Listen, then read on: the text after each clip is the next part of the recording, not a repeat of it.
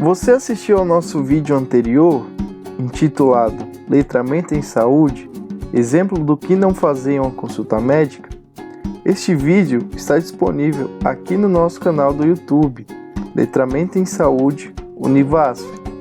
Você conseguiu identificar pontos que poderiam ser aprimorados na consulta médica do vídeo anterior? Pois é, primeiro mostraremos o que poderia ser melhor abordado durante uma consulta e mais adiante detalharemos mais sobre cada ponto específico. Durante a consulta, a médica não se apresentou de maneira adequada. Não se deu ao trabalho de se levantar e chamar a paciente pelo nome. Apresentava mau humor e utilizava de deboche e falta de educação. Usou termos técnicos. Não exercitou a escuta qualificada, não dando atenção aos problemas familiares, entre outros. Não explicou corretamente como usar os medicamentos e para que servem. Não explicou por que não deveria comer ou tomar determinados itens da lista.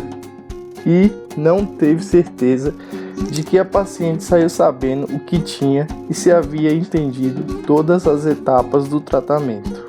Já durante o retorno, ficou explícito que, devido à ilegibilidade da receita, a paciente não entendeu quais medicamentos comprar. Além disso, a médica dá sermão à paciente, quando a mesma fala que não seguia o tratamento. Também não explica o exame solicitado e qual a sua finalidade.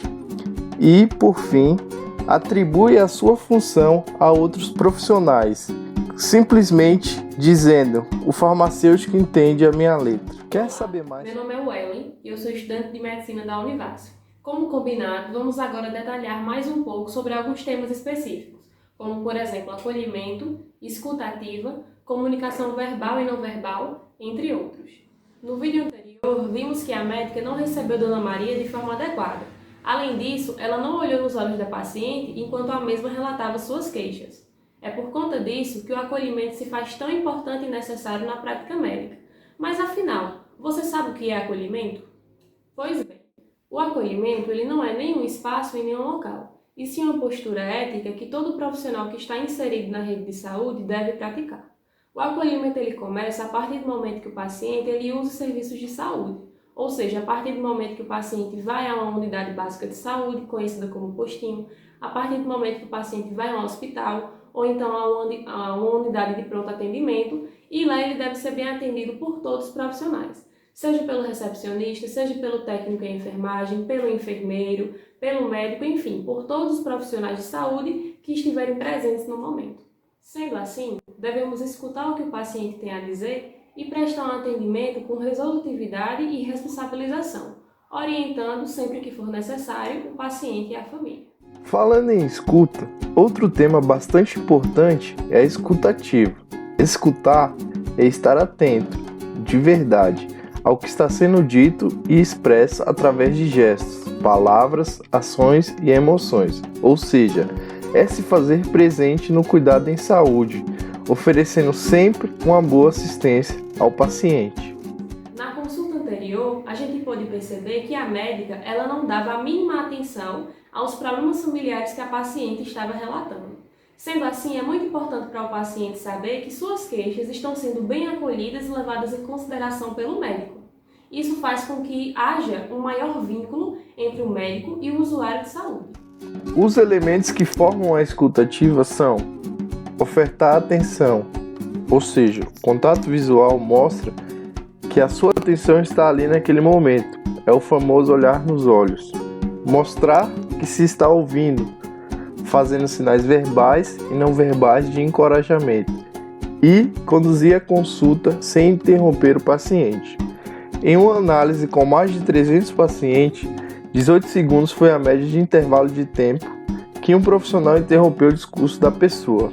Sendo assim, evite interromper o paciente, tentando conduzir a consulta da melhor forma possível.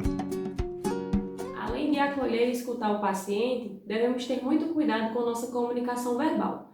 Sempre que você for explicar alguma coisa ao paciente, Seja objetivo, utilize uma linguagem acessível e de fácil entendimento, sempre evitando utilizar termos técnicos. Na consulta anterior, a gente pode perceber que a paciente ela ficou muito confusa quando a médica utilizou alguns termos técnicos, como por exemplo pirose e dispepsia. Sendo assim, sempre lembre dessa frase: falar bonito é falar na sintonia de quem recebe. Esses são alguns artifícios que podem ser utilizados para melhorar a linguagem verbal. Primeiro, diminuir a velocidade, ou seja, falar pausado para que o paciente entenda melhor, dando espaço para as emoções. Segundo, passar mais tempo sentado que em pé.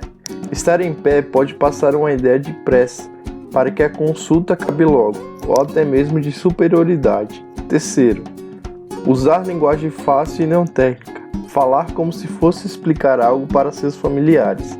Isso é chamado de linguagem de sala de estar. E por último, criar um ambiente agradável.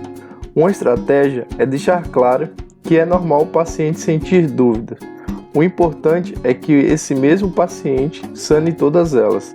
Além disso, o ambiente pode se tornar mais agradável caso o acompanhante esteja presente. A comunicação não verbal também tem a sua importância. Devemos estar atentos às expressões faciais que deixamos transparecer em nosso rosto, pois o objetivo é não exagerar em nenhuma dessas expressões. Por exemplo, um excesso de sorriso pode passar insegurança ao paciente, ou até mesmo uma ideia de que você não está dando a devida atenção ao que ele está te dizendo. Enquanto que um franzir de testa constante pode transmitir uma preocupação excessiva, mas se o franzir de testa for usado às vezes, isso pode passar a ideia de reflexão. Sendo assim, devemos ter em mente que a postura corporal ela pode e deve ser utilizada para gerar mais confiança e identificação com a outra pessoa, ou seja, com o paciente. Fiquem atentos ao próximo vídeo, que será a continuação deste.